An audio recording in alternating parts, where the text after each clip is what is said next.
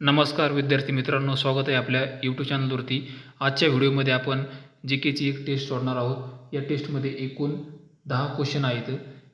या 10 क्वेश्चनपैकी तुम्ही किती बरोबर सोडता यावरून तुमची तयारी कशी झाली आहे याचा तुम्हाला अंदाज येईल। तर चला सुरू करू आजची टेस्ट।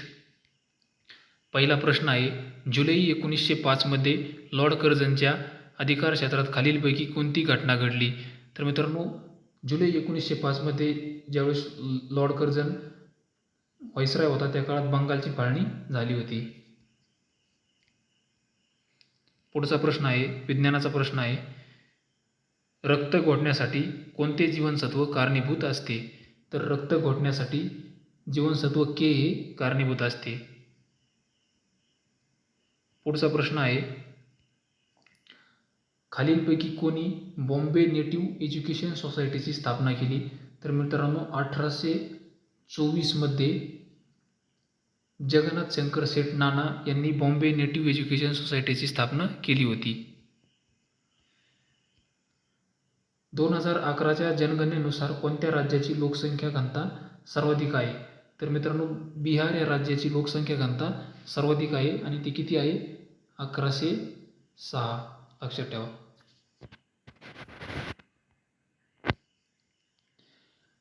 भारताचे 14वे उपराष्ट्रपती कोण होते? तर मित्रांनो, नुकतेच CP राधाकृष्णन यांची 15वे उपराष्ट्रपती म्हणून निवड झालेली आहे आणि 14वे उपराष्ट्रपती कोण होते? तर जगदीश धनखड। पुढचा प्रश्न आहे, इस्रोचे अध्यक्ष कोण आहेत? मित्रांनो, जानेवारी 2025 मध्ये व्ही नारायण यांची इस्रोचे अध्यक्ष म्हणून निवड झालेली आहे। मानवी शरीरात सामान्यतः कोणता घटक संचयित केला जात नाही? तर मित्रांनो, या प्रश्नाचं बरोबर उत्तर आहे पर्याय क्रमांक 4, अमिनो ॲसिड हे मानवी शरीरात संचयित केले जात नाही। पुढचा प्रश्न कलमावरती आहे। मित्रांनो, घटनेमधील जे कलम आहेत, महत्त्वाचे कलम, त्यावर परीक्षेला नेहमी क्वेश्चन येत असतो, त्यामुळे जे जे महत्त्वाचे कलम आहेत ते पाठच ठेवा। भारतीय संविधानात राज्यपाल पदाची तरतूद कोणत्या कलमात केलेली आहे? तर कलम 152 मध्ये राज्यपाल पदाची तरतूद केलेली आहे। खालीलपैकी कोणते राज्य एकशिंगी गेंड्याच्या विपुलतेसाठी ओळखले जाते?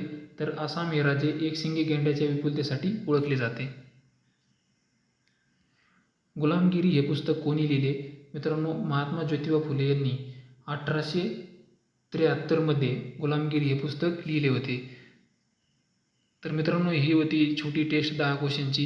या 10 क्वेश्चनपैकी तुम्ही किती बरोबर केले हे कमेंट करून सांगा आणि टेस्ट कशी होती हे पण सांगा। थँक्यू, जय हिंद, भेटू पुढच्या व्हिडिओमध्ये।